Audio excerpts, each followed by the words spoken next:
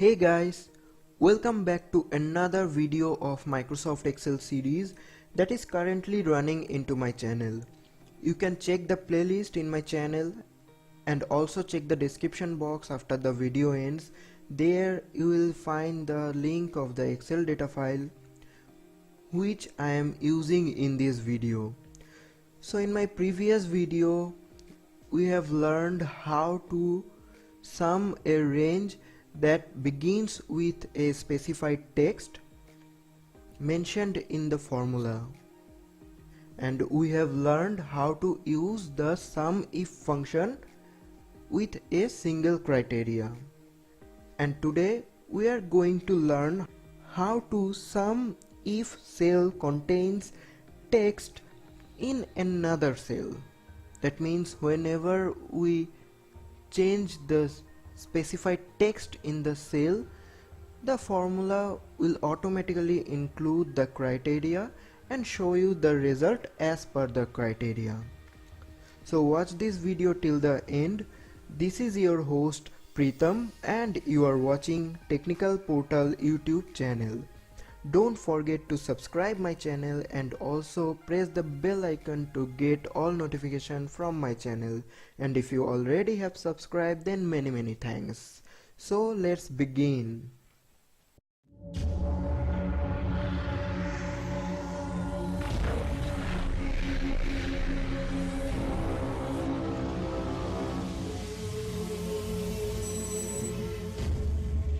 So for your easy reference, I am going to run the OSK software, that means the on-screen keyboard, so that you can notice which of the keys I am pressing in my keyboard. Friends, I have already created a file previously, so let's open that file, and here it is. So if you have a data file like this and you have to sum the range that will contain a criteria and you have the criteria in another cell, you can use the SUMIF function in this type of formula. To sum if cells contains a specified text in another cell, you can use the SUMIF function with a wildcard or concatenation. In this example shown, the formula will be like this: equals to sum if, we are using the SUMIF formula, then open the first bracket, then look at here friends, it is asking for the range. This range should be that cell range where the criteria will be found by Excel. So in my case, the sum range will be from C5 to C12. Then put a comma here, then here the trick applies. You have to open the double inverted comma, then put a asterisk symbol here, then close the double inverted comma. After that put a ampersand symbol, then you have to write or select the cell reference number. I am putting the cell reference number as F6 here. Look at here, it is now selected. Then again you have to type the ampersand symbol, then again you have to open the double inverted comma, put a asterisk symbol, then close the double inverted comma. Now this will be your criteria range. Then put a comma here. After that it is asking for sum range. Now it will be unchanged like the formula we have showed you before. The sum range in my case is from D5 to D12. Then simply close the bracket and hit the enter button. Look at here friends, it is showing the result as 950. If we look here carefully, in my case the criteria was t-shirt, so let's check where the t-shirt is. Here it is, 1, 2 t-shirt, that's it. There are 2 t-shirt, and 500 plus 450, it is showing 950 as result.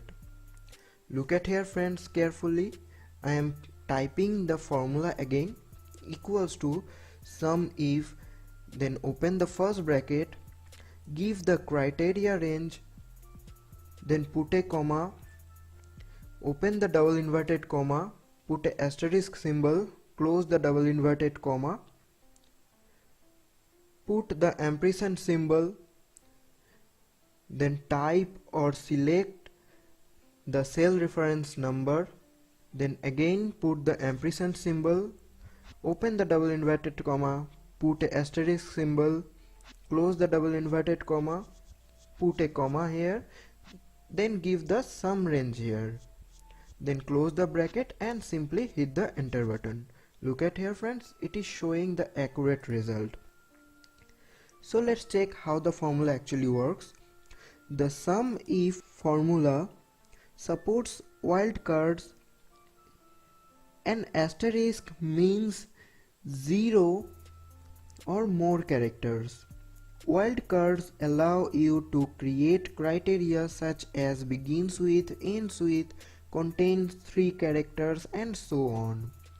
So for example, you can use t-shirt to match the text t-shirt anywhere in a cell, or you can check my previous video where I have showed you how to sum any cell that contains a text that begins with.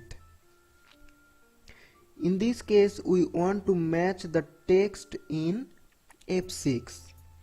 We can't write the criteria like only in double inverted comma F6, because that will match only the literal text in F6.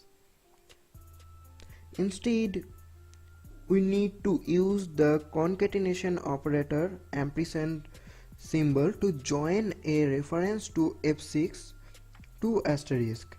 Note here carefully friends, in this criteria the text is not case sensitive.